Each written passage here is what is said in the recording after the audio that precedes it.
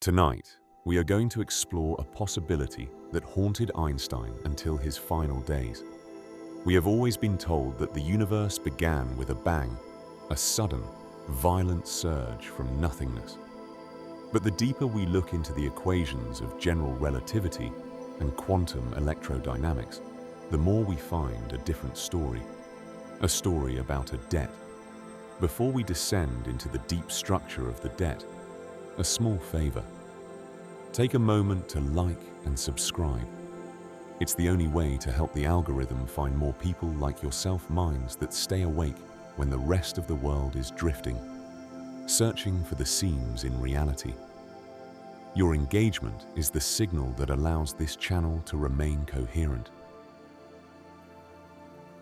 You did not choose to be here.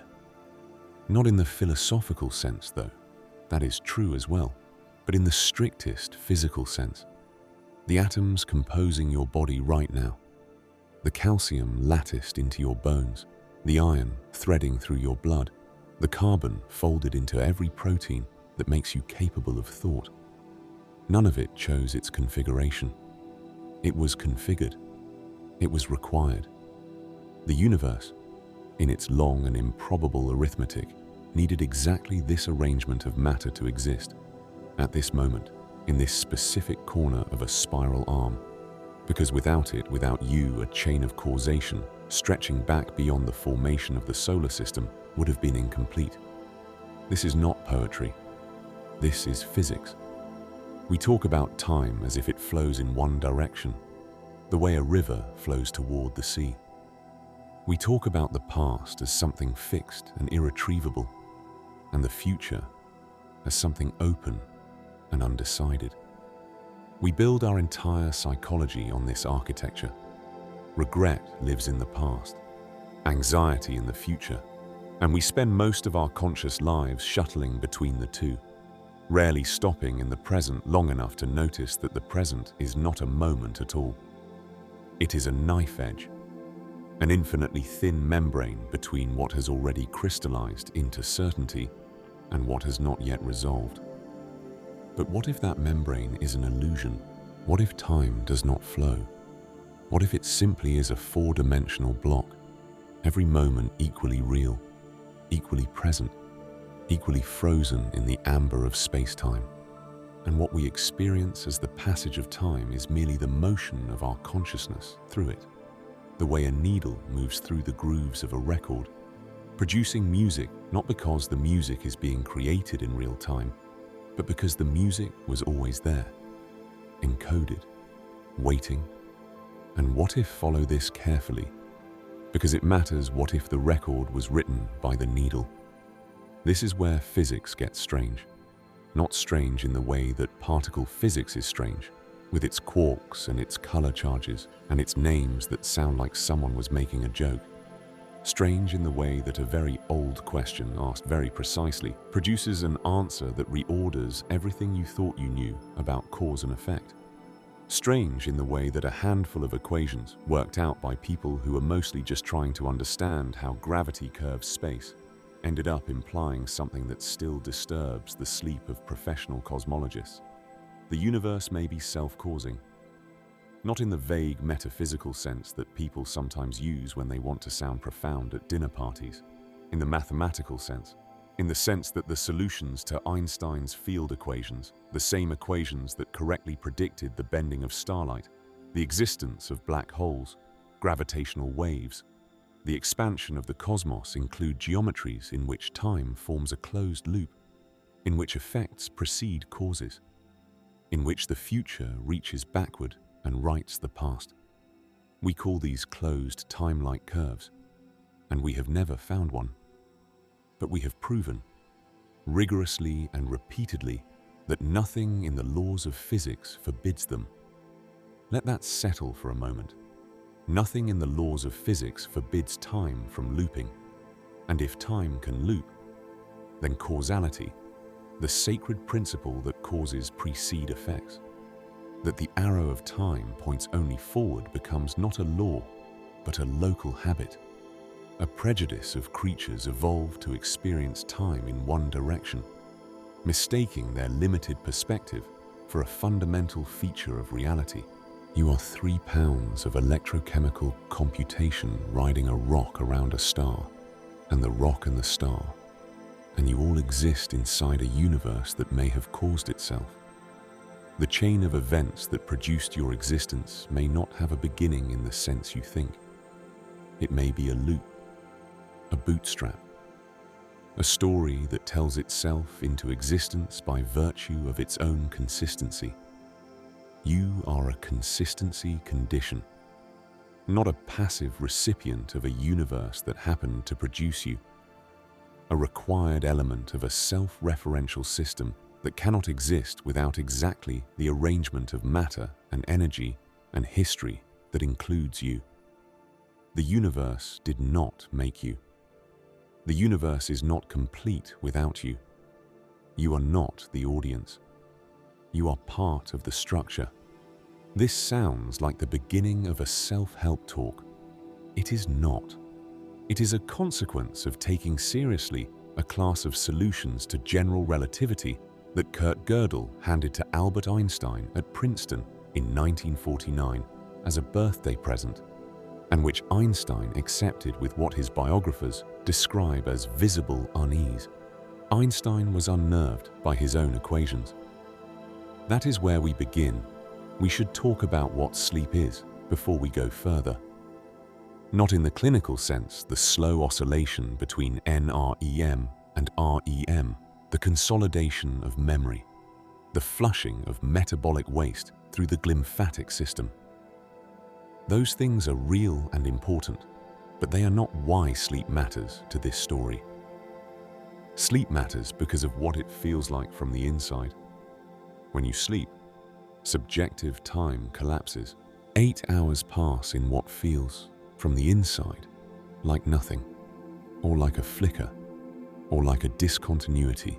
One moment you were lying in the dark, thinking about what you said to someone 3 years ago, and then you were here, in the morning, with no experience of the interval. Time did not slow down during sleep. It did not speed up. It simply did not exist for you, subjectively, during those 8 hours. But it existed for the universe. The stars moved. Tides shifted. Bacteria divided. The cosmic microwave background continued its slow redshift toward longer wavelengths, accumulating another 8 hours of evidence for the expansion of space-time. And you, inside your skull, were running maintenance, replaying the day's experiences, strengthening some synaptic connections, pruning others, moving information from short-term to long-term storage, doing the slow, essential work of being a coherent self. All of this happened without your awareness. All of it was you, in the sense that it was your neurons, your chemistry, your brain. But it was not you in the sense of subjective experience, because subjective experience had temporarily gone somewhere else, or nowhere, or had dissolved into the background hum of a brain that was too busy doing housekeeping to produce the narrative we call consciousness. This is relevant. Keep it. Because the question this documentary is building toward is not just about cosmological time loops or the abstract mathematics of closed time-like curves. It is about what it means to be a self inside a universe that may be self-causing. It is about what happens to the meaning of your choices, your memories, your regrets, your loves, your losses, if the universe is not a story that had a beginning and will have an end, but a pattern that loops through itself, consistent and complete, with no seam, no edge, no moment of origin. And sleep, it turns out, is the best phenomenological preparation for that understanding. Because every night, without any effort on your part, you practice existing in a way that is not continuous. You practice being a self that can suspend, pause, and resume. You practice in the most visceral way possible the idea that the flow of time and the persistence of identity are separable things, that you can stop experiencing time without stopping being you. We are going to need that intuition. Hold it. There is a particular quality of thought that happens in the minutes before sleep takes you. The edges of concepts soften. Metaphors become literal. Logic loosens its grip and something else takes over, something more associative, more willing to hold contradictions without resolving them. Neuroscientists call this the hypnagogic state, the threshold between waking and sleeping, where the brain is still receiving sensory input but has begun to disengage from the executive functions that enforce rational consistency. In this state, you can sometimes think about things you cannot think about while fully awake. Not because the thoughts are irrational, because some thoughts require a kind of mental relaxation that waking cognition does not permit. The waking mind is a problem solver, always resolving ambiguity, always choosing between interpretations, always collapsing probability waves into definite states. The hypnagogic mind holds things open, lets them coexist, lets a thought be both a metaphor and a fact simultaneously, lets cause and effect sit side by side without immediately asking which comes first. This is the state of mind this documentary is designed for. Not because the physics is beyond you when you are fully awake.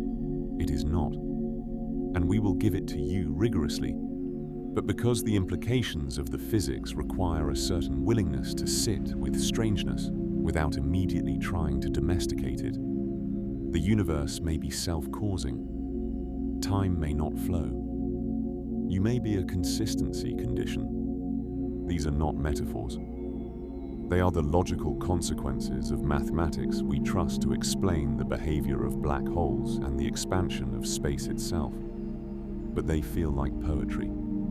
They feel like something you would think in the hypnagogic state before sleep takes you. Good. Let them feel that way. The feeling is not a sign that you are not understanding. It is a sign that you are. Let us begin with something small, with a watch. Not a digital watch, the kind with hands, the kind your grandfather might have worn, mechanical, wound by the motion of the wrist. A small miracle of interlocking gears, converting the kinetic energy of your movement into the steady rotation of hands around a dial. Hold it in your mind. Listen to the tick. The tick is not time. It is a measurement of time. The watch does not make time pass. It subdivides an interval that was already passing. But here is the thing. The watch was built in a specific year by a specific person in a specific factory using metal mined from the earth, shaped by machines built by other people in other factories, using other metal from other mines in a chain of causes and effects that extends backward in time through the entire history of civilization, through the Bronze Age and the Iron Age, and the cooling of the first solid crust on a young planet, and the death of stars that seeded space with the heavy elements necessary for iron and copper and brass. The watch is a record of its own history. It contains, in its physical structure, the consequences of everything that had to happen for it to exist. Now, here is the question. What if the watch, by virtue of existing, was necessary for the events that created it to occur? What if the existence of the watch is not the end of the causal chain, but part of what makes the chain consistent? What if the universe is the kind of system in which the presence of a future state is a condition for the past states that produced it? This is not a thought experiment. This is, with full technical rigor, what the Novikov self-consistency principle proposes. This is what closed time-like curves imply. This is what the mathematics of general relativity, taken seriously and followed to its conclusions, has been suggesting for 75 years, and the universe may be a watch that wound itself, and you are one of the gears. Close your eyes. Let the thoughts settle. We are just beginning. Princeton, 1949. It is not a dramatic place for a scientific revolution. The Institute for Advanced Study occupies a series of modest buildings in the New Jersey suburbs, surrounded by lawns that look more suited to croquet than to the reinvention of the cosmos. The trees are old and the pace is slow, and the corridors have the particular quietness of places where people do their most violent intellectual work entirely in their heads, on paper, without raising their voices. Albert Einstein was 70 years old. He was famous in the particular way that physicists of his generation could become famous not through television appearances or popular books, but through the gravitational pull of the work itself. The way even people who could not solve a quadratic equation understood that something enormous had happened when he published. He had rewritten space. He had rewritten time. He had given the universe its geometry. He was also, at 70, deeply uncomfortable with what his equations implied. Not about gravity, he had made peace with general relativity, mostly. Not about the expansion of the universe he had, after initially resisting it, accepted Hubble's evidence. He was uncomfortable with quantum mechanics, specifically with its insistence on probability as a fundamental feature of reality rather than a consequence of ignorance. He famously refused to believe that God plays dice. He spent the last decades of his life looking for a unified field theory that would restore determinism to physics, that would show that the apparent randomness of quantum events was a consequence of hidden variables we had not yet measured, not a feature of nature itself. He did not find it, but that is not what we are here for. What we are here for is the birthday present. Kurt Gödel was 53 in 1949. He was, at that point, already famous for a different kind of intellectual demolition, the incompleteness theorems, published in 1931, which proved that any sufficiently complex formal mathematical system must contain true statements that cannot be proven within that system. This was not a limitation of human mathematical knowledge. It was a structural property of mathematics itself. There are truths that are true, that will always be true, that the system cannot reach from within. The map can never be complete, not because the cartographers are insufficient, but because the territory has a property that makes complete mapping formally impossible. Gödel had proven that even logic has edges. In 1949, he turned this same relentless precision on Einstein's field equations. He was looking for solutions, geometries that satisfied the equations, possible shapes for spacetime, and he found one that had not been considered seriously before: a rotating universe. Not a universe that rotates the way the Earth rotates, with a fixed axis and an outside that is not rotating. A universe that rotates globally, in which every point in the universe participates in a large-scale rotation with respect to an average distribution of matter. A universe in which the very structure of spacetime is set spinning. In Gödel's rotating universe, something impossible happens. Closed time-like curves emerge as natural features of the geometry. Not at exotic locations, not near black holes or in regions of extreme curvature, but everywhere. The entire space-time fabric of a Gödel universe is threaded with paths that loop through time. A sufficiently powerful rocket ship, one that could travel fast enough and far enough, could trace a path through Gödel's space-time and return to its starting point, not just in space, but in time. Could arrive before it left. This is not a paradox in Gödel's formulation. It is a solution. The equations are satisfied. The mathematics is consistent. The physics is technically coherent. Gödel presented this to Einstein as a birthday gift. By most accounts, Einstein was not entirely delighted. There is a particular quality of discomfort that physicists experience when their own formalism produces results they find physically unacceptable. It is not the same as finding an error. An error can be corrected. This was not an error.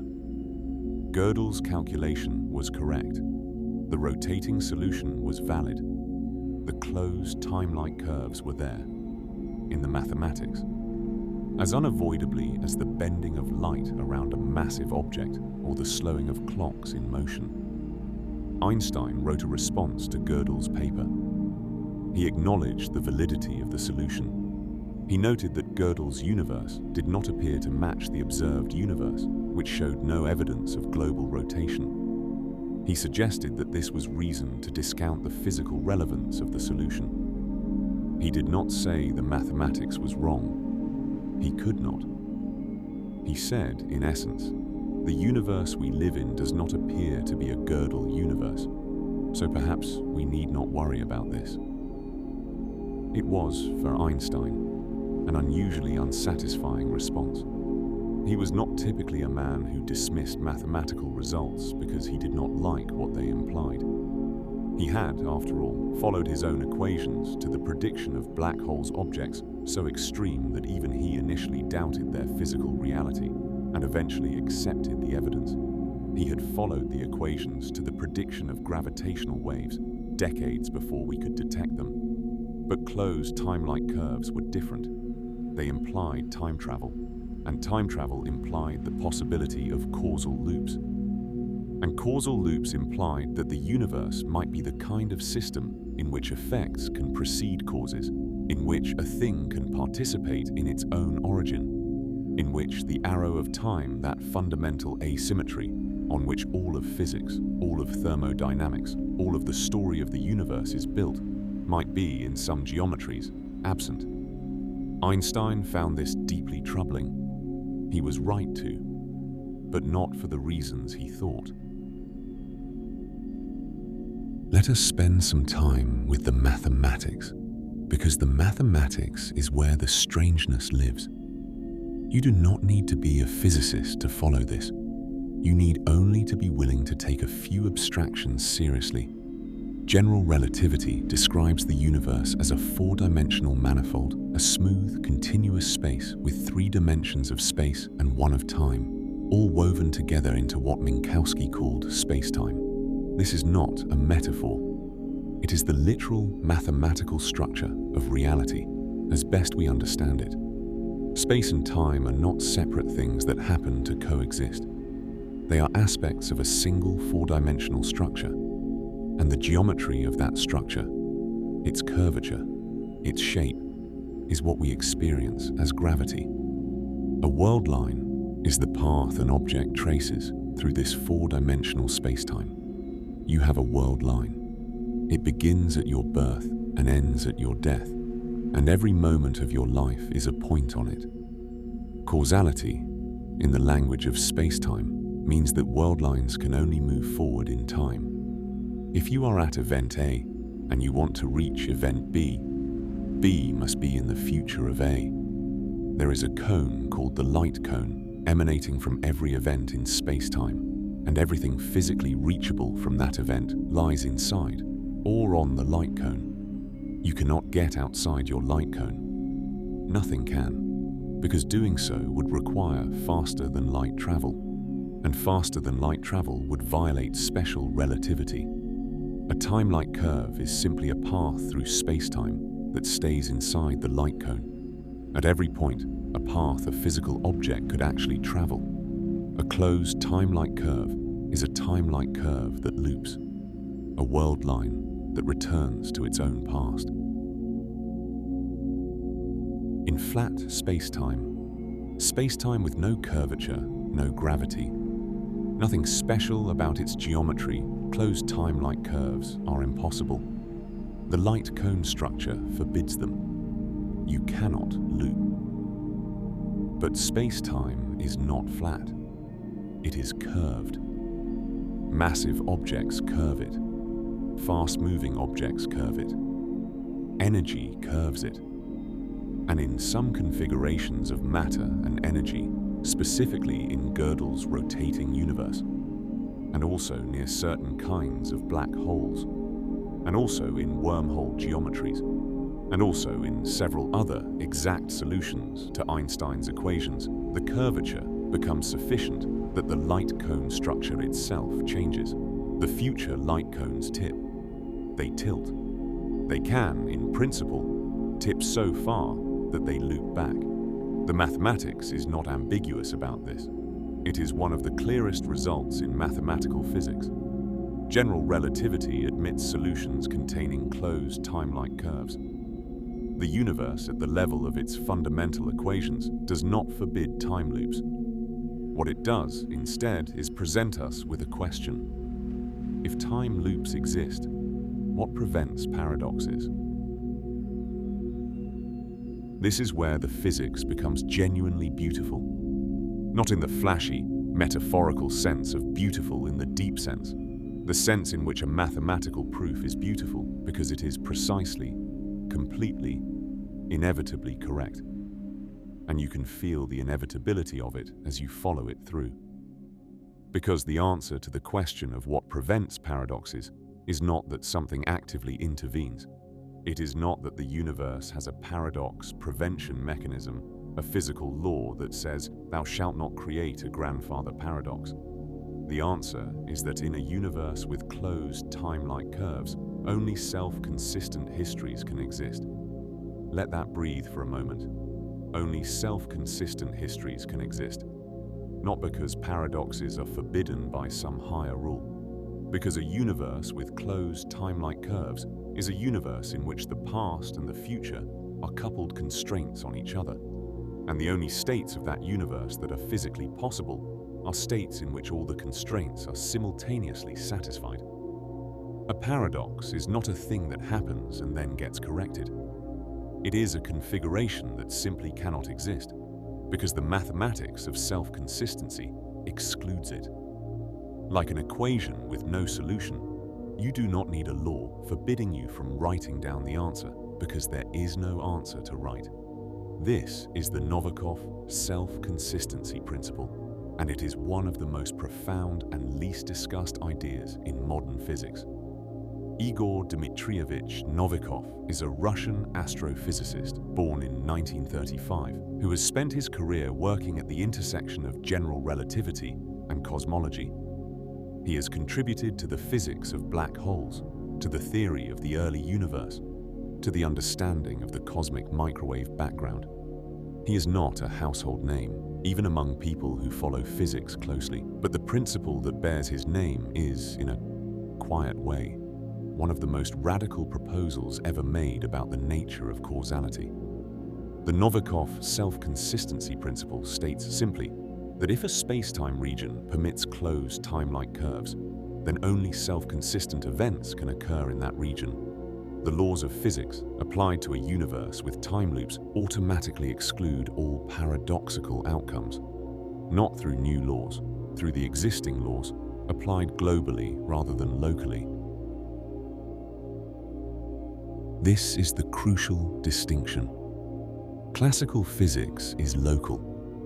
It tells you what happens at a point in space-time given the conditions in that point's immediate past.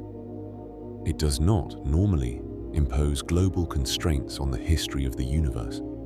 Causality flows in one direction, locally, and the global structure of history is just the accumulated result of all those local causal flows. But in a universe with closed time-like curves, you cannot apply physics locally. You have to apply it globally. The future and the past are not independent. The boundary conditions are not just in the past, they are also in the future. And the two sets of conditions must be simultaneously satisfied.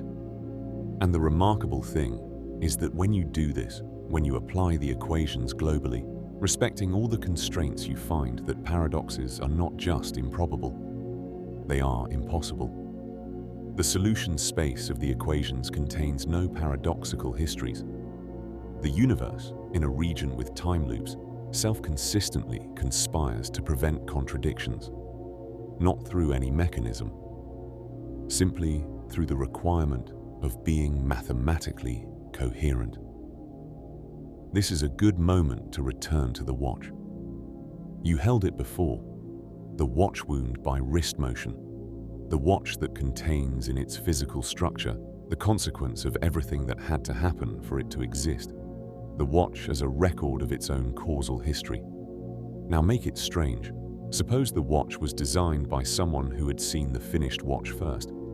Suppose the design was based on the finished product, and the finished product was built according to the design, and there is no moment in this loop that is not dependent on every other moment. The watch is a bootstrap. The watch bootstrapped itself into existence. This is not a paradox. It is a self-consistent loop. The design requires the watch. The watch instantiates the design. There is no logical contradiction. There is only a circle, and the circle is complete.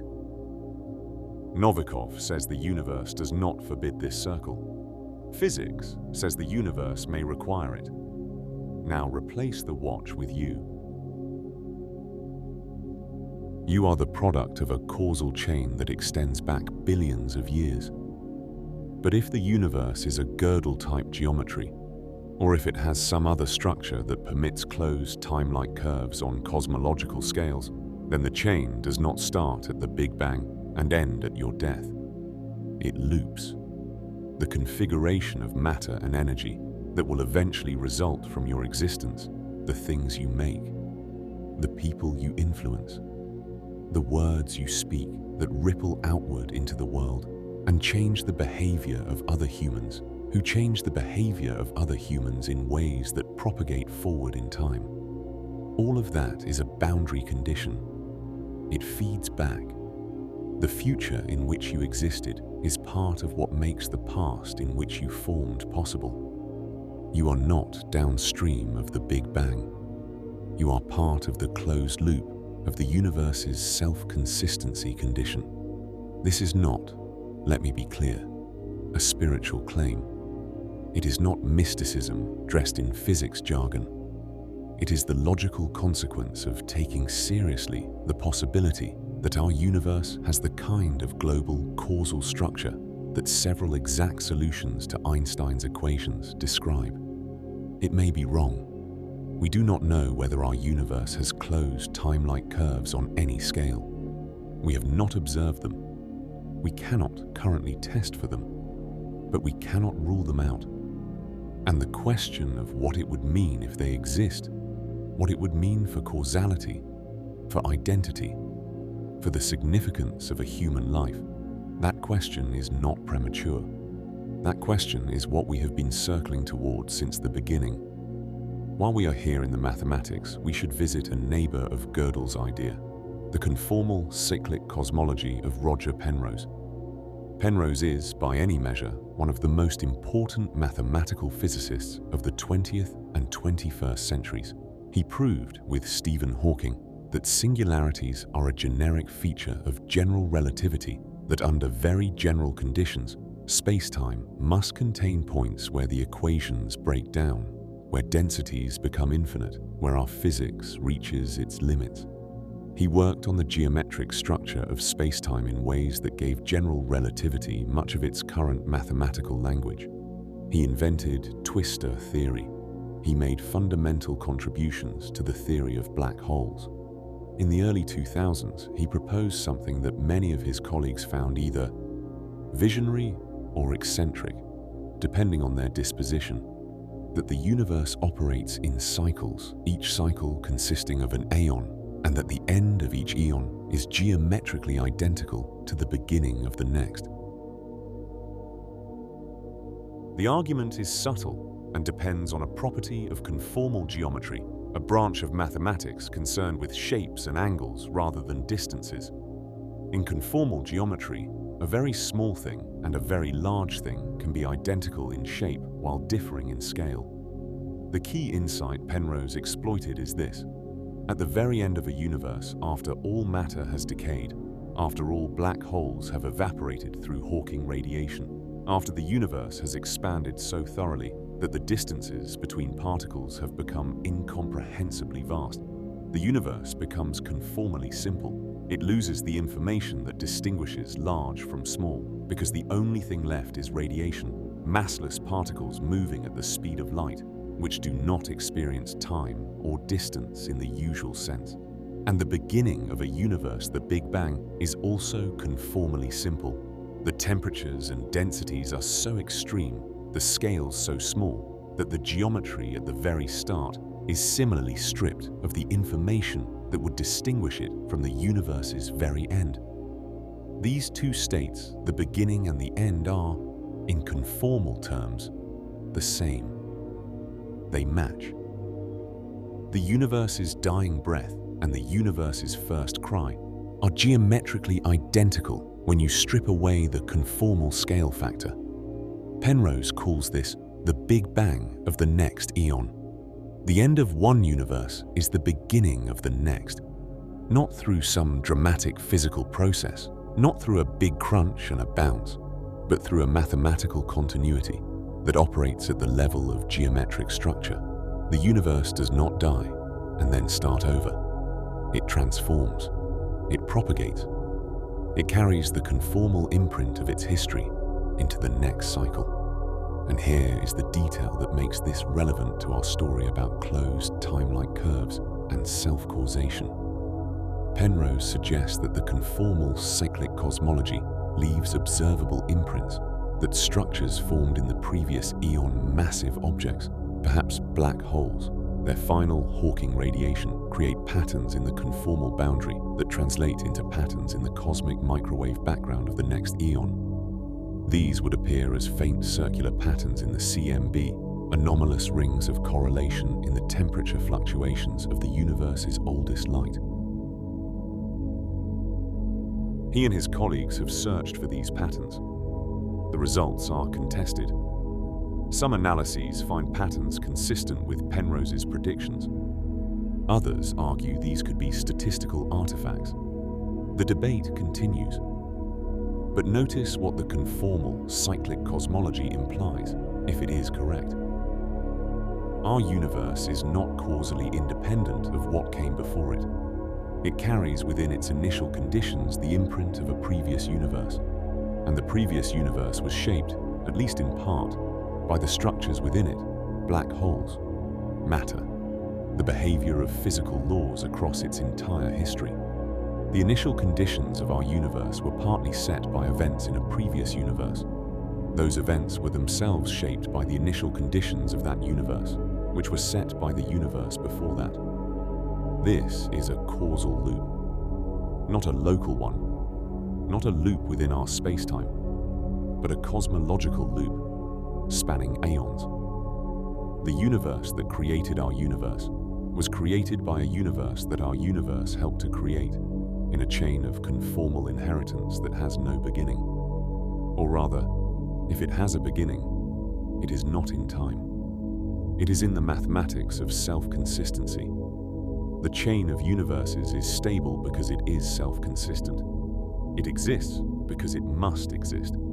Because the only initial conditions that produce a universe capable of producing the next set of initial conditions are the initial conditions that do exactly that. The universe is a sentence that is its own proof.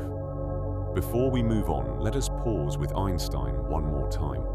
He spent the last years of his life at Princeton, walking to the institute in the mornings, working in his office, walking home in the afternoons. He was reportedly a beloved figure in the neighborhood, stopping to talk to children, allowing himself to be photographed with tourists. The famous photograph of him sticking out his tongue was taken at Princeton at his 72nd birthday party in 1951. He died in 1955. He left behind a unified field theory that was incomplete. He left behind the general theory of relativity, which is one of the most precisely confirmed physical theories in the history of science, and which contains, within its mathematical structure, Gödel's closed time-like curves, Penrose's conformal cycles, the geometry of black holes that evaporate and possibly carry information to the next cosmic eon. He left behind a set of equations that describe a universe stranger than he wanted it to be. There is something moving about this. Not tragic, he lived a full life. and made contributions to science that will be read as long as science is practiced. But moving in the way that it is always moving when a mind as large as his ran up against its own limits. He was uncomfortable with quantum mechanics because it restored fundamental uncertainty to the universe he had hoped was deterministic. He was uncomfortable with Gödel's closed time-like curves because they restored the possibility of causal loops to a universe he had hoped was strictly ordered in time. He was right to be uncomfortable. These are genuinely uncomfortable ideas. They do not resolve neatly. They do not produce a picture of the universe that feels safe or familiar or navigable. They produce a picture of the universe that is stranger and, in some ways, richer than the one we started, with a universe in which the arrow of time is a local property, not a global law. A universe in which self-consistency is more fundamental than linear causality. A universe that may have bootstrapped itself into existence through a loop that has no beginning and no end. Einstein did not like the idea that the universe could be a story that tells itself. But the equations do not care what we like. They describe what is. Sleep now, or let yourself drift toward it. We are building towards something.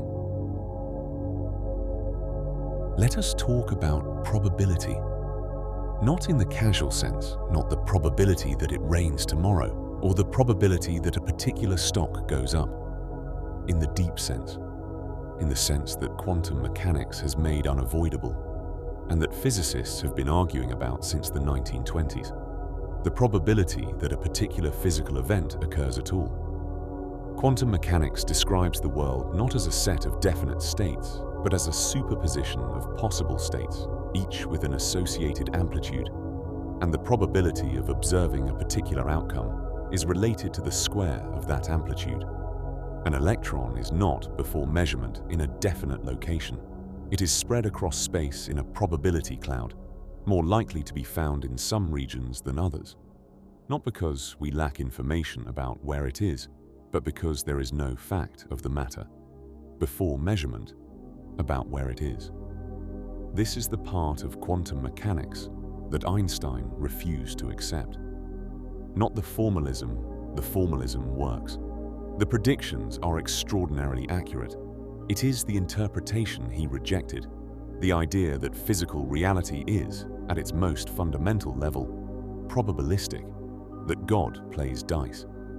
But quantum probability is essential to the story of the Novikov self-consistency principle because it provides the mechanism through which the universe enforces self-consistency without the need for any active intervention.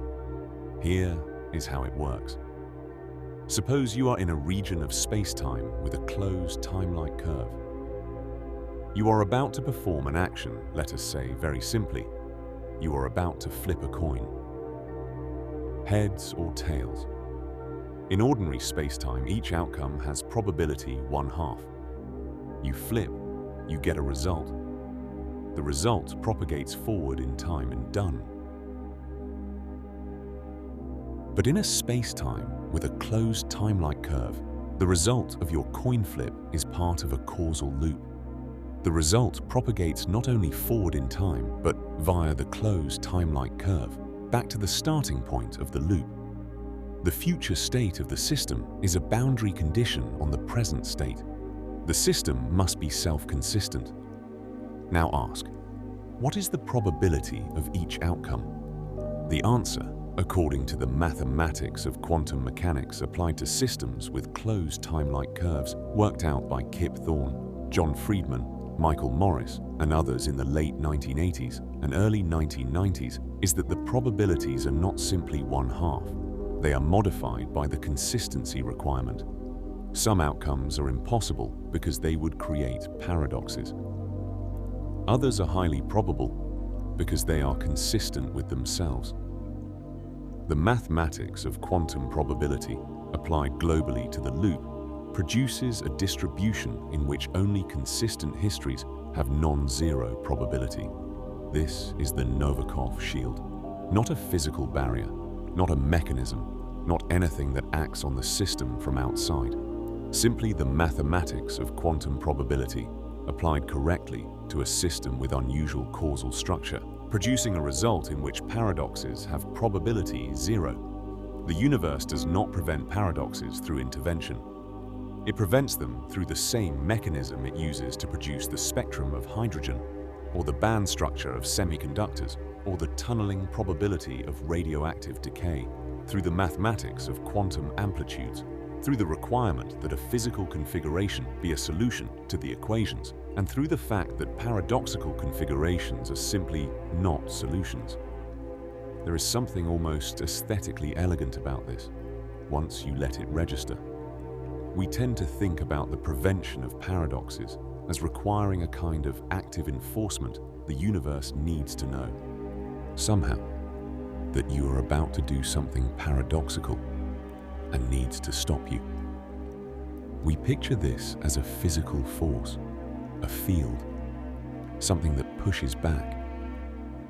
Science fiction loves this image. The time police, the temporal paradox alarm, the mysterious force that prevents the traveler from killing their own grandfather. But the Novikov picture is much cleaner than that. The universe does not prevent paradoxes. The universe simply cannot exist in paradoxical configurations. A paradox is not a thing that happens and gets prevented. It is a configuration with no mathematical solution, like asking for the square root of a negative number in the real number system. Not forbidden, just absent. Not there to be prevented, just not there.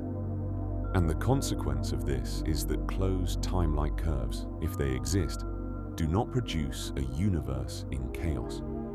They do not produce a universe in which any combination of past and future is possible. They produce a universe with exactly the same physics we observe, the same laws, the same regularities, the same thermodynamic arrow of time as a statistical property, but with an additional global constraint. The universe, taken as a whole, must be self-consistent. That is the only change. That is the Novikov shield. A global self-consistency requirement. Let us look at this from a different angle, using a concept from quantum mechanics called the quantum Zeno effect. The quantum Zeno effect is named for Zeno of Elea, the Greek philosopher who proposed a series of paradoxes about motion and infinity in the 5th century BCE. The most famous, Achilles cannot catch the tortoise because by the time he reaches where the tortoise was, the tortoise has moved. And by the time he reaches the tortoise's new position, it has moved again. And this process iterates infinitely, and infinite iterations take infinite time. We know, of course, that Achilles catches the tortoise. The resolution is that infinite series can have finite sums, a fact that was not obvious to Greek mathematics. But Zeno was asking a real question about infinity and continuity, and the question was not fully resolved until the development of calculus. The quantum mechanical version of the Zeno effect is this: a quantum system that is continuously observed cannot undergo a transition away from its initial state. Normally, an unstable particle, a radioactive nucleus, say, has some probability of decaying per unit time. Leave it alone, and it will decay. But if you measure it continuously, the very act of measurement collapses its wave function back to the initial state repeatedly, and the probability of decay in any finite interval goes to 0. Watch something, and it will not change. This is not a metaphor. It is a measured, confirmed property of quantum systems. The experiment has been done. A continuously observed quantum system is frozen in its initial state by the observation itself. Now connect this to closed time-like curves. In a system with a closed time-like curve, the future is not independent of the past. The future is a boundary condition. The future is, in a sense, always observing the present. Not in the literal sense of measurement, there is no observer sitting in the future watching the present collapse into definite states. But in the mathematical sense, the requirement that the state at time t be consistent with the state at time t plus. The period of the loop is a constraint that functions mathematically like a continuous measurement. It selects, it collapses, it forces the system to remain in configurations consistent with the future it must produce. The quantum Zeno effect, applied to the global structure of a space-time arm with closed time-like curves, is an additional mechanism for self-consistency enforcement. The universe, by virtue of being subject to future boundary conditions, is held in configurations from which paradoxical deviations are impossible. This is an extraordinary thought. It means that in a universe with time loops, not only is the probability of paradoxes zero by the standard Novikov argument, but the quantum dynamics of the system actively select for self-consistent configurations through a process analogous to the Zeno effect. The future holds the present in place. Consistency is not just required, it is dynamically enforced by the same physics we use to explain the stability of atoms. Somewhere in this architecture of self-consistency, there is room for free will. I want to be careful here, because this is a place where the physics becomes entangled with philosophy, and where it is easy to say something that sounds profound, but is actually vague or empty. So let me be precise. The standard objection to free will in a deterministic universe is simple. If the universe is deterministic, then given the initial conditions and the laws of physics, every future state is fully specified. Your choices are not choices. They are the inevitable consequences of physical laws operating on physical systems. You feel like you are choosing, but the feeling is itself just another physical process, as determined as the motion of the planets. This objection does not depend on whether the universe has time loops or not. It is a challenge to free will in any deterministic framework. But the Novikov picture introduces something interesting. In a universe with closed time-like curves, the notion of the initial conditions is complicated. There are no initial conditions in the usual sense because the causal structure loops. The state of the universe cannot be specified by giving conditions at a single time. It must be specified by giving a globally self-consistent history. And that is not an initial value problem. That is a boundary value problem. The solution is not determined by conditions at one end. It is determined by the requirement that conditions at all times are mutually consistent. In a boundary value problem, there may be many solutions. An equation with initial value conditions has a unique solution given the starting point and the laws. You get exactly one future. But a boundary value problem often has multiple solutions. Multiple globally consistent histories may satisfy the constraints. If the universe is solving a boundary value problem rather than an initial value problem, then the question is not which future is determined by the past, but which consistent solution the universe is in. And if there are many consistent solutions, then the question of which one is realized is genuinely open. This does not prove free will exists. It opens a space in the physics where free will is not obviously excluded. More precisely, in a universe with a self-consistency requirement, the physics does not determine a unique future from a specified past. It determines a set of mutually consistent histories, any of which satisfies the physical laws. The selection among these consistent histories may involve something or may involve nothing. If the universe simply is one consistent history without any selection event. But the structure is not the structure of pure determinism. It is the structure of constrained possibility. We are not, in this picture, watching a movie that was fixed before we were born. We are, perhaps, inside a story in which some things are fixed. The consistency conditions that the loop requires, and others are genuinely free, in the sense that multiple consistent solutions exist. We cannot do anything that would create a paradox, but within the space of consistent actions, we may have genuine freedom. The laws of physics draw a circle. Inside the circle, we choose. The Wheeler-Feynman absorber theory provides a final piece of this architecture, and it is perhaps the strangest piece of all. John Archibald Wheeler was one of the most important theoretical physicists of the 20th century, the person who coined the terms black hole, wormhole, and quantum foam, the mentor to Richard Feynman, the person who asked the question, what is the most important problem in physics, and then spent decades trying to answer it. His range was extraordinary, from nuclear physics to general relativity to the foundations of quantum mechanics, and his willingness to follow ideas into strange territory was matched only by his insistence on precise mathematics. In 1945, Wheeler and Feynman published a paper on the theory of electromagnetic radiation that proposed something deeply counterintuitive, that the electromagnetic field does not exist in the conventional sense.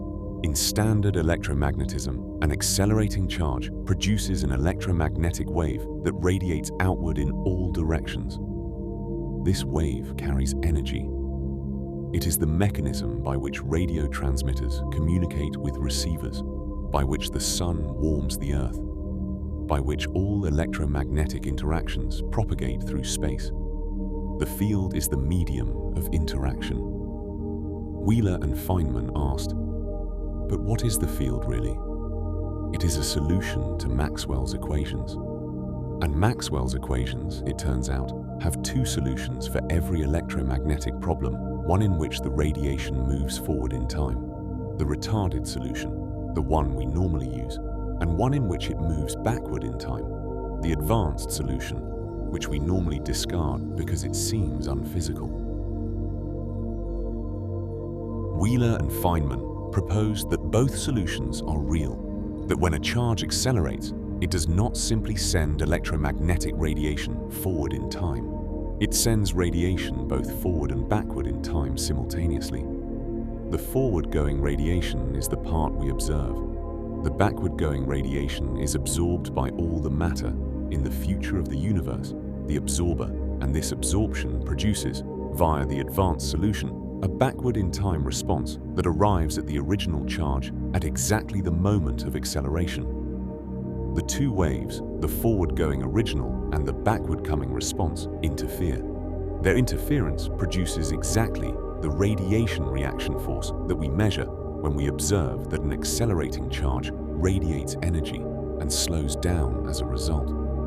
The radiation reaction in this picture is not the charge recoiling from the field it creates. It is the charge being pulled by its own future absorber. The electromagnetic force is a conversation between a charge and its own future. The universe, in the Wheeler-Feynman picture, is not a system of sources and fields. It is a system of sources and absorbers connected by a web of advanced and retarded waves that crisscross in time. Every electromagnetic interaction involves both the future and the past. The absorber in the future, all the matter in the universe that will eventually absorb the radiation from a given source, reaches backward in time with its response and shapes the present behavior of the source. The future causes the present, not as a mystical claim, as a precise mathematically rigorous consequence of taking both time-symmetric solutions of Maxwell's equations seriously. This is backward causation, not as a science fiction premise, but as a physical proposal published in one of the most prestigious physics journals in the world by two of the most respected physicists of the century and never definitively refuted. And note what it implies for the question of self-causation. In the Wheeler-Feynman picture, the behavior of a charge right now depends on the distribution of absorbers in the future of the universe. The behavior of the universe right now depends on what is in its future. The universe, at every moment, is being shaped by all the moments that will come after it. If this is true, and Wheeler and Feynman believed it was, and there are modern physicists who continue to develop the idea, then the universe is not a causal chain running from past to future. It is a web of mutual causation running in both directions. The past and the future are not cause and effect. They are coupled constraints. The universe is a solution to a set of coupled equations that span all of time simultaneously, which brings us back to Novikov, which brings us back to Gödel, which brings us back to the question we have been building toward. Not whether time loops exist in our specific universe, but what it means to exist in a universe governed by self-consistency rather than strict temporal causality. What it means to be the kind of thing that might be required rather than merely contingent. We are almost there. Rest if you need it. The next part is the deepest. The Big Bang is the most famous event in the history of the universe, and also the least understood. Not in the popular sense, everyone understands the general narrative. The universe was once extremely small, extremely hot, extremely dense, and then it expanded. In the first few minutes, protons and neutrons formed, then combined into the nuclei of the lightest elements, hydrogen, helium, lithium. After roughly 380,000 years, the universe cooled enough for electrons to bind to nuclei, forming neutral atoms, and the fog of charged plasma that had filled the universe became transparent. The light released at that moment has been traveling ever since, stretched by the expansion of space into microwaves, and we detect it today as the cosmic microwave background, the oldest light we can see. A snapshot of the universe when it was an infant. Before the first few minutes, the physics becomes uncertain. Before the first few fractions of a second, it becomes speculative. Before the Planck epoch, the first 10 to the power of minus 43 seconds, it becomes unanswerable with current physics, because at that scale, quantum effects and gravitational effects are both important simultaneously, and we do not have a theory of quantum gravity. The Big Bang is not really a bang. It is a boundary, a place where our equations stop being valid, a moment past which we cannot see, not because there is nothing there, but because our tools, our theories, our mathematics break down before we get there. But here is what we do know about the boundary. It is fine-tuned, extraordinarily fine-tuned. The initial conditions of the universe, the distribution of matter and energy, the curvature of space, the balance between matter and radiation, the tiny density fluctuations that seeded the formation of galaxies had to be set with extraordinary precision to produce a universe that looks anything like the one we inhabit. Too much curvature, and the universe would have collapsed into itself long before stars could form. Too little, and it would have expanded so rapidly that matter would never have had time to clump into galaxies. The cosmological constant, the energy of empty space, is tuned to a precision that physicists describe as the worst fine-tuning problem in all of physics. Its observed value is roughly 120 orders of magnitude smaller than the value predicted by quantum field theory. 120 orders of magnitude. That is not a rounding error. That is a discrepancy so vast it defies the word discrepancy. It is, as the physicist Richard Feynman might have said, a number so wrong it is not even wrong in the ordinary sense. There are several responses to this fine-tuning problem. The anthropic principle says we should not be surprised by it, because in any universe where the constants were not compatible with the existence of observers, there would be no observers to notice the fine-tuning. The multiverse says there are many universes with different constants, and we necessarily inhabit one compatible with our existence. Penrose's Conformal Cyclic Cosmology says the apparent fine-tuning is a consequence of the conformal relationship between eons. The initial conditions of our universe are not arbitrary, but are the natural conformal continuation of the previous eon's final state. And there is a fourth response, which is the one this documentary has been building toward. What if the initial conditions of the universe are not arbitrary and were not set by an external process? but are a consequence of a global self-consistency requirement. What if the universe, in some space-time structure we have not fully identified, forms a closed causal loop, and the initial conditions are what they are because they are the unique set of initial conditions consistent with the history they produce? This is the bootstrap cosmology. Not a widely accepted theory, it is not, at this point, really a theory at all, more a framework, a direction of thinking. But it is grounded in real physics, in Gödel's rotating universe solutions, in Novikov's self-consistency principle, in Wheeler and Feynman's advanced waves, in Penrose's conformal cycles. The individual pieces are rigorous. The synthesis into a full cosmological picture is speculative. But speculation in physics is not the same as guessing. Speculation means following an idea carefully, rigorously, to see where it leads, and then checking whether the implications are consistent with observation. The speculation is allowed. The mathematics remains demanding. Here is what a bootstrap cosmology would require. It would require that the space-time structure of the universe at the largest scales forms a closed causal loop, that there is some sense in which the final state of the universe, whatever that means, whether it is Penrose's conformally simple endpoint or something else, is causally connected to the initial state in a way that constrains both. The Bekenstein bound is relevant here. The Bekenstein bound is a result from the physics of black holes and thermodynamics that places an upper limit on the amount of information that can be contained in a physical system. Specifically, the maximum entropy of a physical system is proportional to the area of its boundary surface, not its volume. This is the holographic principle, and it implies something remarkable. The universe, in some sense, is a two-dimensional information structure that encodes a three-dimensional reality. The maximum information content of a region of space is proportional to the surface area of that region, measured in units of the Planck area. This is not a philosophical claim. It is a physical result, derived from the thermodynamics of black holes and confirmed in various forms by string theory and quantum gravity research. The number of bits required to fully specify the state of a cubic meter of space is not proportional to the volume of that cubic meter. It is proportional to the area of its surface. Information in the universe is a surface phenomenon.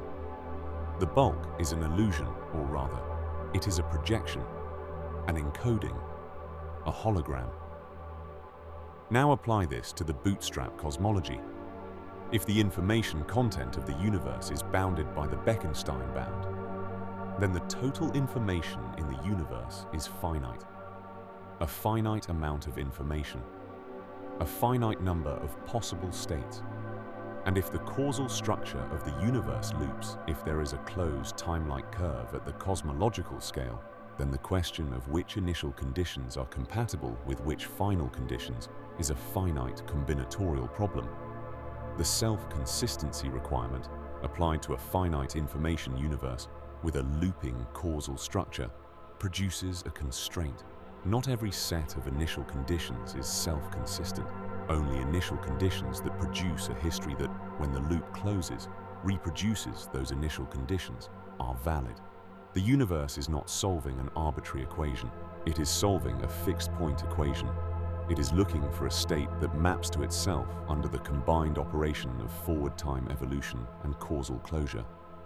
Fixed-point equations often have unique solutions, or small, discrete families of solutions. If the universe's initial conditions are a fixed point of this cosmological self-consistency map, then the fine-tuning problem dissolves. The constants are not arbitrary. They are not selected from a multiverse. They are not designed. They are the unique, or nearly unique, solution to a self-consistency equation that the universe is required to satisfy by virtue of its causal structure. The universe had to have exactly these initial conditions, not because anything chose them, because these are the only conditions that produce a universe consistent with these conditions, because the universe is its own proof. Let us spend a moment with information because the concept of information entropy is central here and also genuinely beautiful in its own right. Information entropy is a measure of uncertainty. It was formalized by Claude Shannon in 1948, not the Claude you might be thinking of as a way of quantifying the amount of information in a signal, or equivalently, the amount of uncertainty that information removes. The entropy of a message is the minimum number of bits required to encode it without loss. Shannon's entropy has a deep mathematical relationship to thermodynamic entropy, the entropy of Boltzmann and Clausius, the entropy that measures the disorder of a physical system. This connection, established by Shannon and later made rigorous by Edwin Janes and others, means that information and physics are not separate domains. The information content of a physical system is a physical quantity, as real as its temperature or pressure. And in black hole physics, Jacob Bekenstein and Stephen Hawking showed that entropy is a surface phenomenon. The entropy of a black hole, the maximum entropy of any region of space, is proportional to the area of the event horizon, not the volume it encloses. This is so counterintuitive that it took years for the physics community to fully absorb it. We are used to thinking of entropy as something that grows with volume. The more space you have, the more disorder you can pack into it. But for a black hole, and apparently for any region of space, the maximum information is a surface property. This is the holographic bound, also called the Bekenstein bound, and it is one of the deepest results in modern theoretical physics. For our purposes, the key implication is this: the total information content of the observable universe is finite, very large, roughly 10 to the power of 123 bits by some estimates, but finite. The universe is not an infinite information system. It is a finite one, and a finite information system with a looping causal structure is, in principle, analyzable. The self-consistency condition is not impossibly complex. It is a very large but finite computational constraint. The universe, in this picture, is a very large but finite self-referential computation that returns to its own initial state. It is not computing an answer. It is computing itself. Now let us bring Wheeler and Feynman back in, because their absorber theory connects to this cosmological picture in a way that I find among the most striking ideas in all of physics. In the Wheeler-Feynman picture, electromagnetic radiation is not simply sent forward in time by accelerating charges. It is a negotiation between the charge and all future absorbers.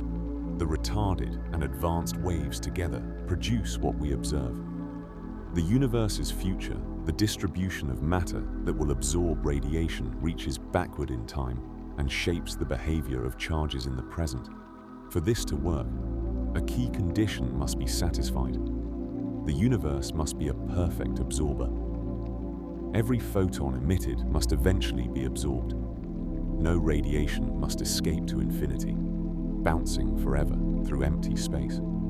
The universe must close upon itself informationally, must absorb all its own radiation. In a finite universe, this is naturally satisfied. The universe has finite volume and finite information capacity. Everything emitted is eventually absorbed.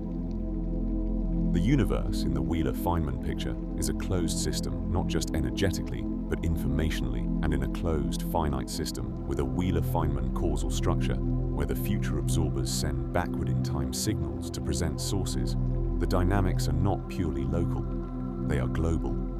The present behavior of matter depends on the future distribution of absorbers, which depends on the present behavior of matter, which depends on the future distribution of absorbers.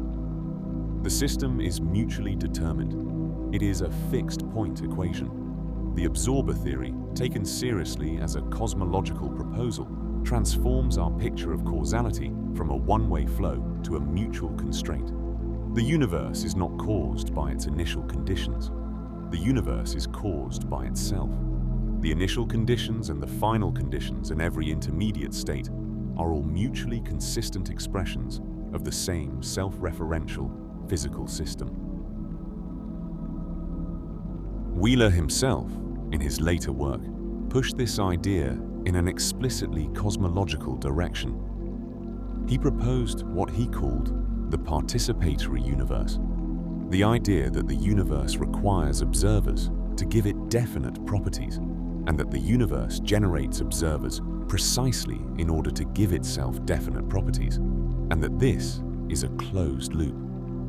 Not observation in the everyday sense, but observation in the quantum mechanical sense, the process by which quantum superpositions collapse into definite classical realities. In Weyl's picture, the universe is not a machine that was set in motion by initial conditions and runs forward in time, generating observers as a byproduct. The universe and its observers are mutually constitutive. The universe generates observers. Observers give the universe definite properties. The universe, with those definite properties, generates those observers. The loop is closed. We are not spectators. We are not even inhabitants. We are, in Weyl's striking formulation, participants. The universe requires our participation. Without us, without observers, at some point in its history, it would not have the definite properties it has.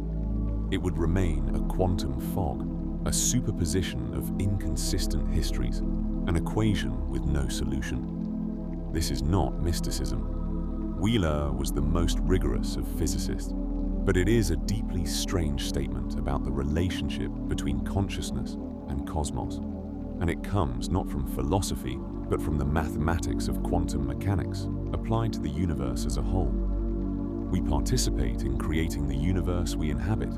The universe required our existence in order to become definite. We are a consistency condition. We are back where we started. The sleep deepens now.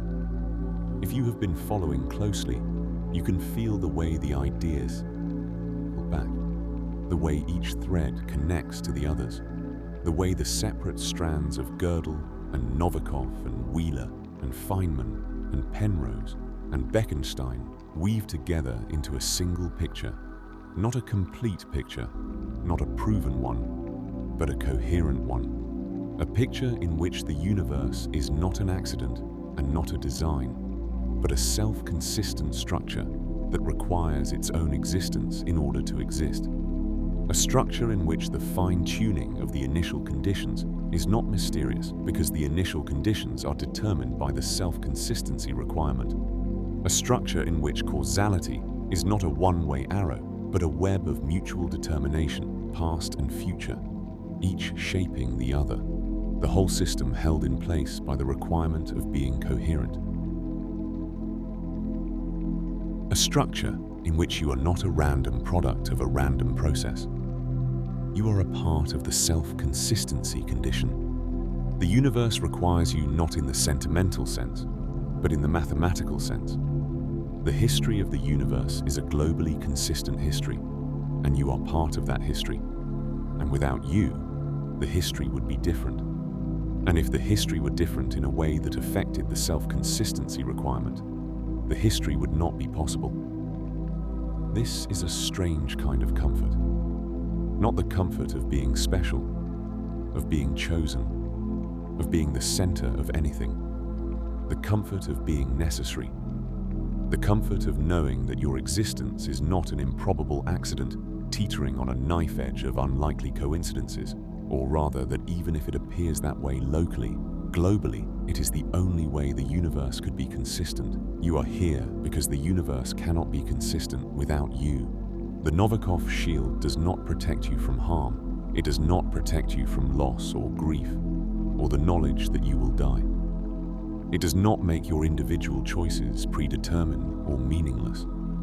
It simply means that the configuration of the universe that includes your existence is a self-consistent configuration, and that self-consistent configurations are the only ones that exist. You are not the product of luck. You are the product of consistency, and consistency, unlike luck, is eternal. The room is dark. You are lying still. The physics is behind you now. not forgotten but settled, the way a long conversation settles into the body after the words stop, not as concepts, but as a kind of residue, a change in how things feel. Let me tell you about memory, not the neuroscience of memory, the hippocampus, and its indexing function, the reconsolidation of memories each time they are retrieved. The way memory is not a recording, but a construction, rebuilt each time from distributed traces stored across the cortex. That is all true and fascinating, but it is not what we need right now. What we need is what memory feels like. Memory feels like the past being present. When you remember something, a specific afternoon in childhood, the sound of a voice you loved, the particular quality of light in a city you lived in for a few years and then left. The past does not feel absent. It feels present. It is present, in the sense that it is present in your nervous system, present as an activation pattern, present as a cluster of synaptic weights that store, imperfectly but recognizably, the pattern of experience that formed them. The past is not gone. It is encoded. It persists. Every moment you have ever experienced persists in the physical structure of your brain as a consequence. The conversation you had with your father when you were 9 years old changed the synaptic weights in your neurons, and those changes are still there, and you carry that conversation with you in the architecture of your mind, even if you cannot consciously recall it. You are the accumulated residue of everything that has happened to you. You are, in the most literal physical sense, your own history made flesh. The past is not behind you. It is you. Now extend this. The universe is the accumulated residue of everything that has happened in it. Every event, every interaction, every collision and fusion and decay and transformation of matter and energy has left its mark, not in any mystical sense, in the strict physical sense. Every event changes the state of the universe, and the current state of the universe is the consequence of every event that preceded it. The universe is its own history made matter. And if the causal structure of the universe is what we have been suggesting, if it forms a closed loop, if the past and future are coupled constraints rather than independent, if the universe is a self-consistent solution to a fixed point equation, then the history is not linear. It does not go from a beginning to an end, accumulating consequence and then dissolving. It loops. The accumulated residue feeds back into the initial conditions. The universe remembers itself. The universe is, in some deep sense, the memory of itself. You share this property with the universe.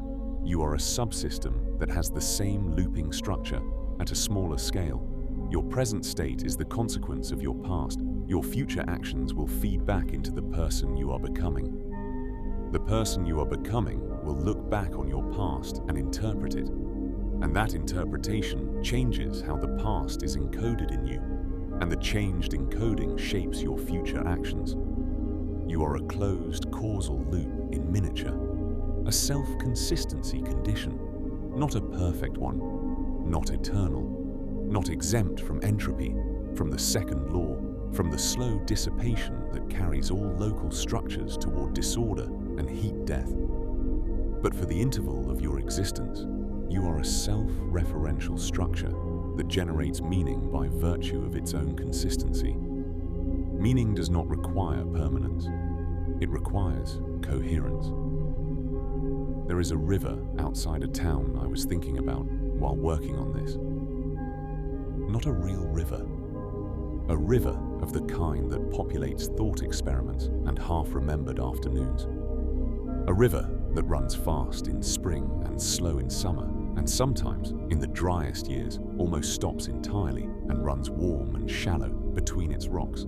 And in the rocks you can see the marks of previous floods, the grinding of stones by water over thousands of years, the slow, patient work of time on stone. Heraclitus said, "You cannot step into the same river twice." The water is always new. The river is always a different river. The river is not a thing, but a process. And yet we name it. We call it the same river. We know which river it is. There is a coherent structure that persists: the riverbed, the watershed, the pattern of flow shaped by the underlying geology, and we call that structure the river, even though the water that gives it visible form is constantly replaced. The river is not its water. The river is its pattern. You are not your atoms. Your atoms are replaced, most of them, within a few years. The carbon and hydrogen and oxygen that composed you a decade ago are now part of other things: soil, plants, atmosphere, other animals. The physical substrate has been almost entirely exchanged. What persists is the pattern, the arrangement, the self-consistency condition. You are a river, a pattern of organization that maintains itself against entropy for a few decades, processing energy and matter and information, leaving marks on the world the way a river leaves marks on stone, changing the landscape you flow through simply by virtue of persisting and flowing. And like a river, you are not beginning or ending. You are in the middle of something. The water that flows through you came from somewhere and goes somewhere. The pattern that you are emerged from prior patterns and will dissolve into future ones. But right now, in this moment, the pattern is here, coherent, consistent, real. Right now, you are happening. That is enough. That is more than enough. That is, if the physics we have been discussing is anything close to right, precisely what the universe requires. Let us talk about what we lose, not just what we gain in this picture. We lose the comfort of a universe with a purpose external to itself. If the universe is self-causing, if it bootstrapped itself through a closed causal loop, then there is no entity that decided the universe should exist. No reason beyond self-consistency for the specific values of the constants. No author. The universe is not a text. It is a palindrome, a structure that reads the same in both directions, that implies neither a beginning nor an end in the sense of a narrative, that simply is what it is because what it is self-consistent. Some people find this cold. I understand why. We are narrative creatures. We make sense of our lives by telling stories about them. And stories have the form of cause and effect, of motivation and consequence, of beginning and middle and end. We want the universe to have that form. We want it to be going somewhere. We want our existence to be part of a plot that is moving towards something, even if we do not know what.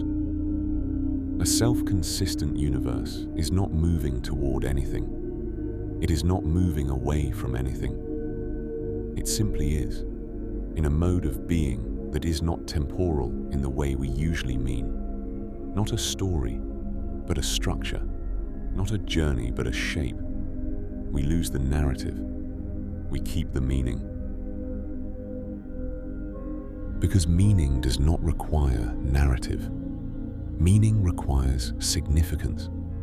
And significance means that this specific configuration, this moment, this arrangement of matter and energy and consciousness matters in the sense that the universe requires it, not because it is going somewhere, not because it will be remembered, because it is a necessary part of the self-consistent loop that the universe is.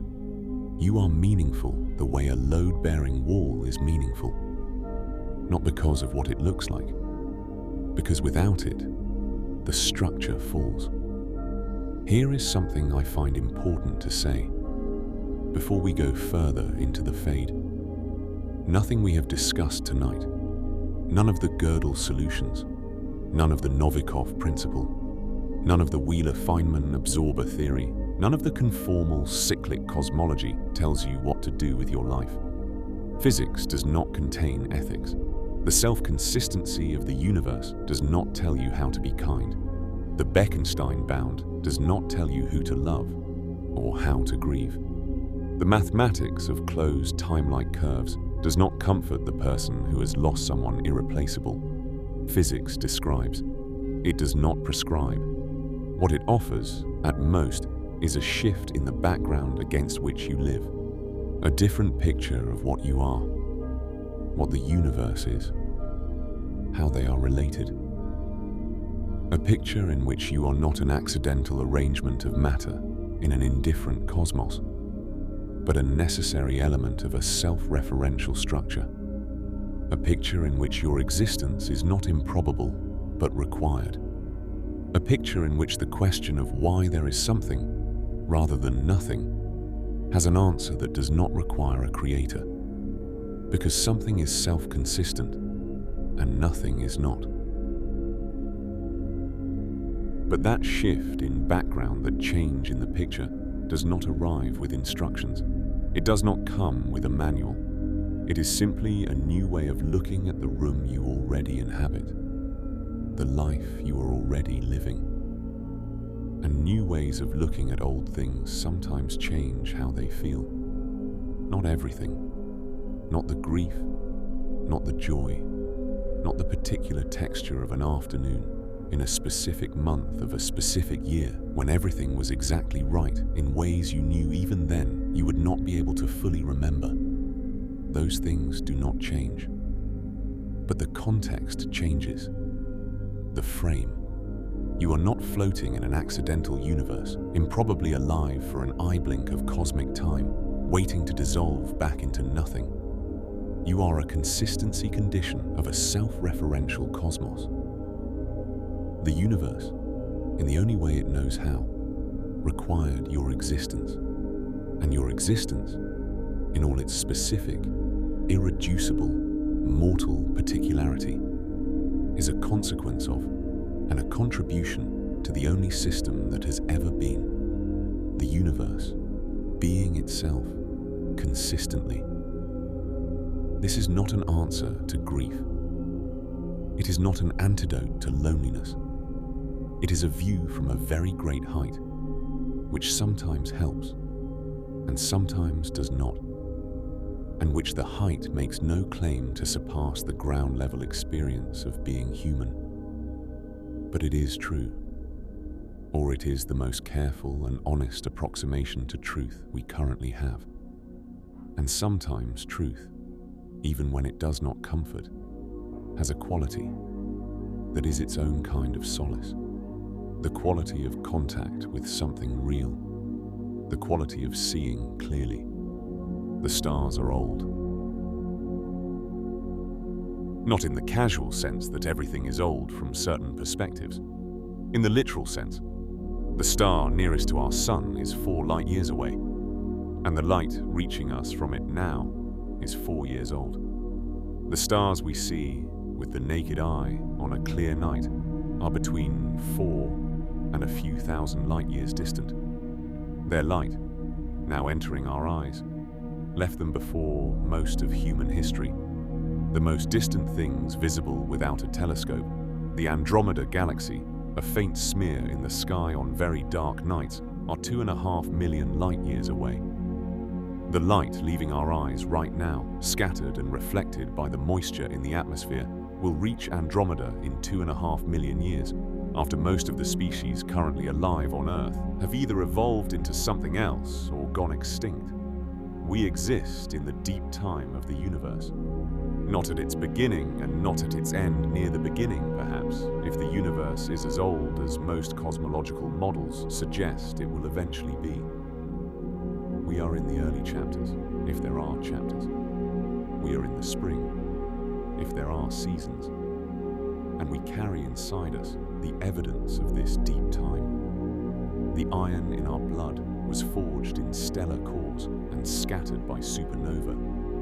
The carbon in our bodies was assembled in the convective shells of aging stars and dispersed when those stars died. The hydrogen that constitutes most of our atoms is primordial. It has not changed since the first few minutes after the Big Bang, when the universe cooled enough for protons to hold their electrons. We are, in the most literal possible sense, made of ancient light. This is not just a beautiful thing to say. It is a physical fact about our composition, and it bears on the question of self-consistency in the following way. The elements that compose us were produced by processes that required very specific initial conditions. If the Big Bang had been slightly different, if the ratio of protons to neutrons in the first seconds had been slightly different, if the expansion rate had been slightly different, if the cosmological constant had been slightly different, the stellar nucleosynthesis that produced carbon and iron and oxygen would not have proceeded the way it did. The heavy elements would not have formed. The chemistry of life would not have been possible. These fine tunings are not small. In some cases, they are extraordinary. The carbon resonance, in particular, a precise matching of nuclear energy levels in carbon-12 that allows the triple alpha process of stellar nucleosynthesis to proceed efficiently, is tuned to a precision that has no natural explanation in standard physics. Fred Hoyle predicted this resonance in 1953 on the grounds that we exist and are made of carbon. It was subsequently confirmed. The universe appears to have been arranged to produce us. Or the universe is self-consistent, and the arrangement that produces us is the only self-consistent arrangement. The initial conditions are not fine-tuned by an external hand. They are constrained by the self-consistency requirement. The universe had to have the initial conditions it had, because any other initial conditions would produce a universe that is not self-consistent with the existence of the structures that feed back into the cosmological loop. Among those structures, us. We are not the purpose of the universe. We are not the reason for the fine-tuning. We are a part of the self-consistent solution, a part without which the solution would not close. I want to spend a moment with something that is usually absent from documentaries about cosmology, which is the body, your body specifically. Right now, lying in the dark, breathing slowly. Physics tends to talk about matter in the abstract, protons and neutrons, atoms and molecules, cells and organisms. It rarely talks about this specific arrangement, the weight of your limbs, the slow warmth of your breath, the slight ache in whatever part of you has been carrying tension, the particular feel of sheets or blanket or pillow, the way the body becomes heavy as sleep approaches, the way the boundary between thinking and dreaming begins to soften. This body is what the universe is made of in this region, this specific arrangement of matter and energy and pattern. The universe, at these coordinates in space-time, is doing this, being these sensations, this breath, this slow relaxation into sleep.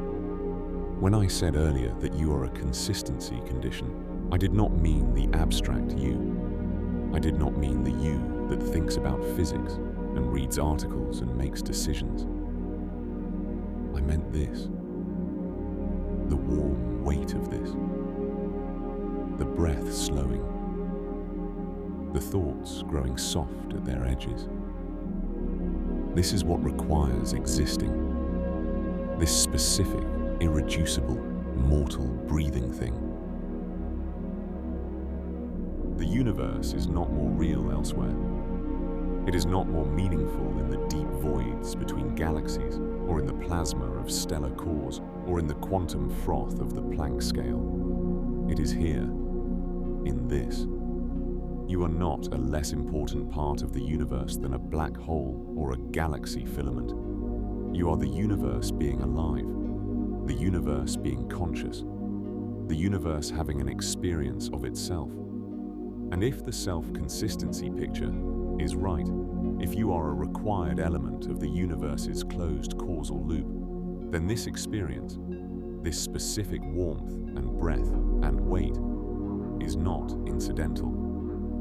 It is necessary.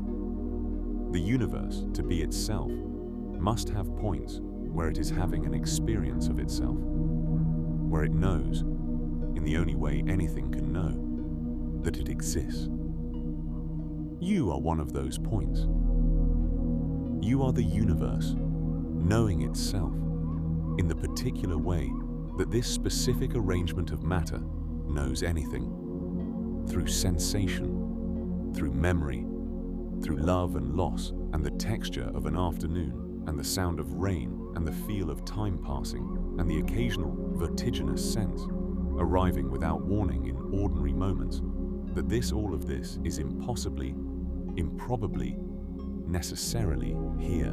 The quantum Zeno effect, we said, can freeze a system in its initial state through continuous observation. The system is held in place by the very act of being seen. There is something like this in the way meaning works. The things in our lives that matter most are the things we return to, circle back to, continue to engage with. The relationship you tend is the relationship that deepens. The work you continue is the work that grows. The question you keep asking is the question that slowly yields. Meaning is not static. It is not simply present in certain things and absent in others. It is cultivated. It is an active process, a continuous re-engagement, a return. And this too is consistent with the physics. In a self-referential system, coherence is not a property that is established once and persists automatically. It is maintained by the ongoing operation of the system. The loop is not drawn once and fixed. It runs continuously, each cycle reinforcing the pattern, each return through the causal loop confirming the consistency of the whole. Your life is not a fixed pattern. It is a running process. The meaning in it is not hidden and waiting to be found. It is generated continuously by the act of engaging with it, by returning to what matters, by the Zeno-like effect of repeated observation, which does not freeze the thing observed, but deepens the connection between observer and observed. You are not looking for meaning in your life. You are making it by living the way a river makes its channel, not by planning, but by flowing, by the continuous patient work of movement, by being consistently, persistently, exactly what you are. The night has been long. The ideas have been dense. You may have been carried some way into sleep before this and are catching up now. Or you may have been following closely since the beginning, and either is fine. The script does not require your full conscious attention. It is designed to work in both registers, to be thought about when you are alert, and to be felt when you are not. The final thought we are working toward is simple, though it took a long time to earn. You are here. Not just in the contingent sense, not just in the sense that a series of accidents led to your birth and continued accidents have maintained your life. In the deeper sense, the universe in which you exist is a self-consistent system. Your existence is part of its consistency. Whatever the specific mechanism closed time-like curves, Wheeler-Feynman backward causation, Penrose conformal cycles, the Novikov shield of probability. The universe is not the kind of system that contains you as an afterthought. It is the kind of system that requires you. This does not make you immortal. It does not make you invulnerable. It does not take away grief or fear, or the ache of things that cannot be undone. It does not resolve the questions you live with, the uncertainties that keep you awake on nights other than this one. But it does mean this. The ground beneath you is more solid than it seems. You are not resting on probability. You are not balanced on the knife edge of a cosmic accident that could just as easily not have happened. You are part of a structure that has the same inevitability as mathematics, the same stability as a fixed point, the same completeness as a proof. You are here because here is complete, and here is complete because you are here. Sleep now. The universe will be consistent while you rest. It has always been consistent. It will continue to be consistent through the small hours, through the slow turning of the planet, through the patient march of photons across the galaxy. The stars will not stop. The quantum fields will not cease their fluctuations. The microwave background will continue its slow redshift toward quieter frequencies. All of it, without your awareness, being exactly what it must be. And you, inside your skull, will run your maintenance, will consolidate today into the permanent record of your history, will strengthen what matters and prune what doesn't, will make the next version of yourself continuous with this one, changed by the day you just lived, ready for the day ahead. And when you wake, you will still be here. Not because luck held, because the universe is consistent, and consistency has no exceptions. There is a particular quality that very large numbers have when you sit with them long enough. Not the dizziness that comes from trying to imagine a trillion years or a billion light years that is just the failure of a nervous system evolved for savannah scale thinking to process astronomical scale.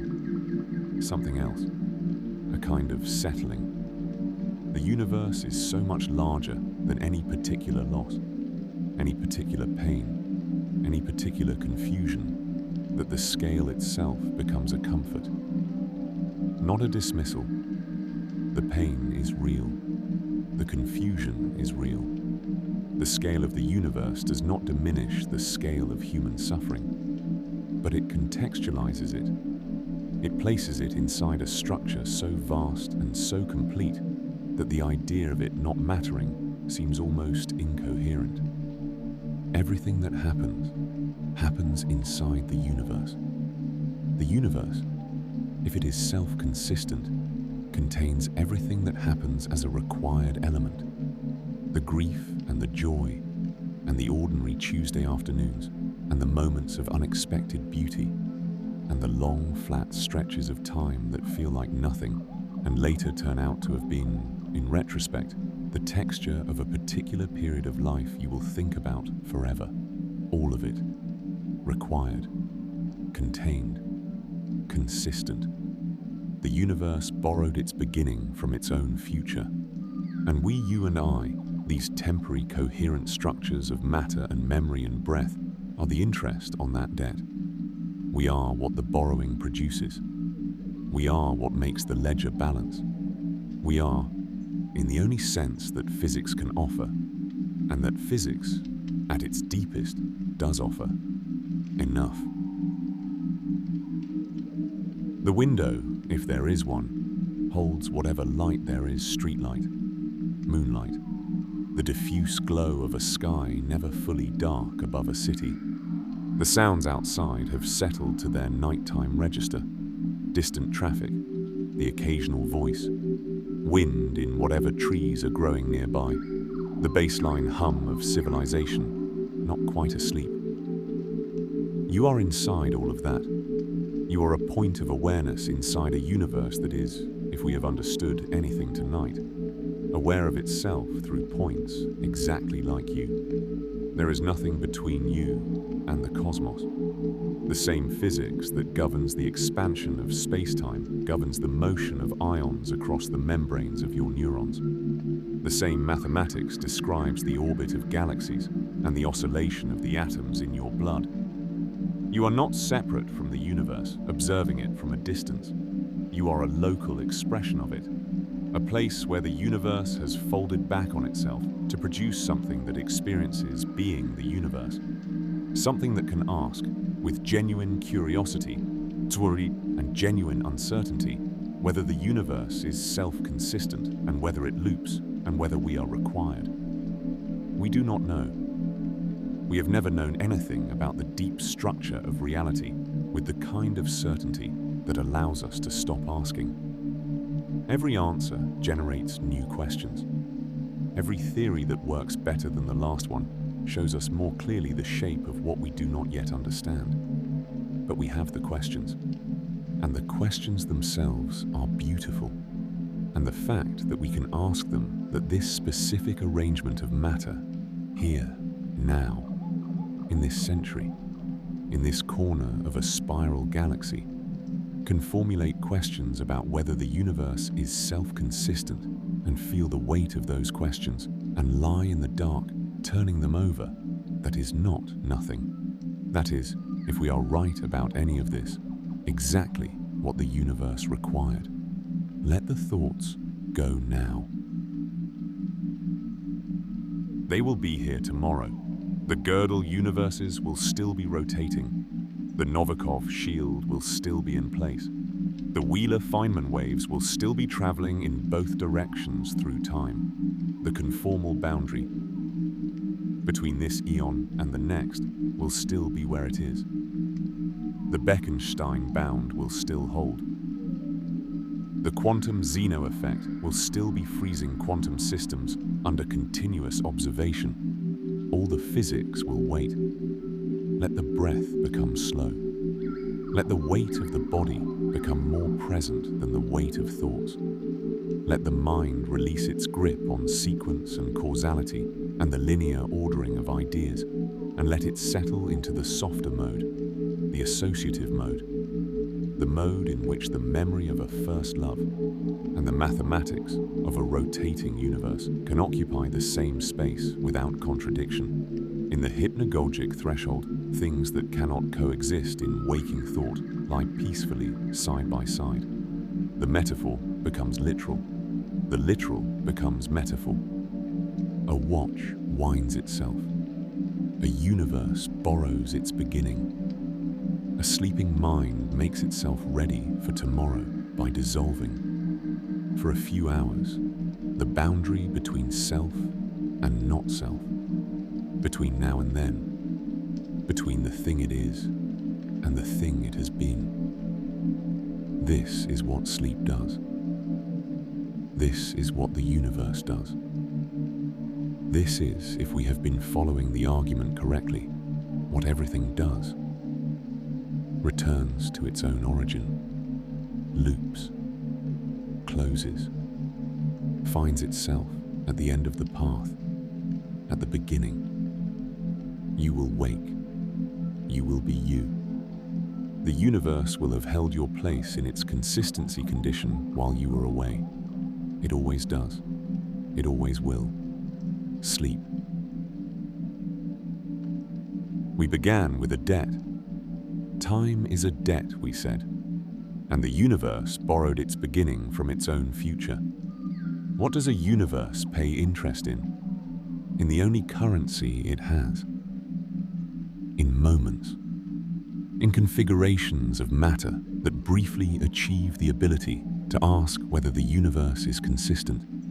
In the strange and temporary phenomenon of consciousness, which is what it looks like when the universe has become complex enough to have an inside, a perspective, a here.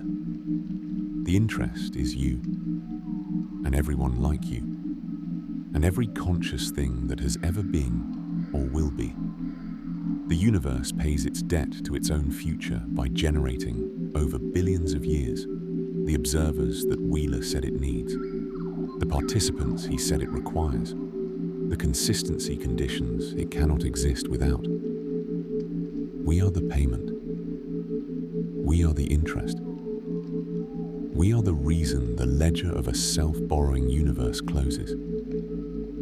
This is not a small thing to be, and the night is not a nothing.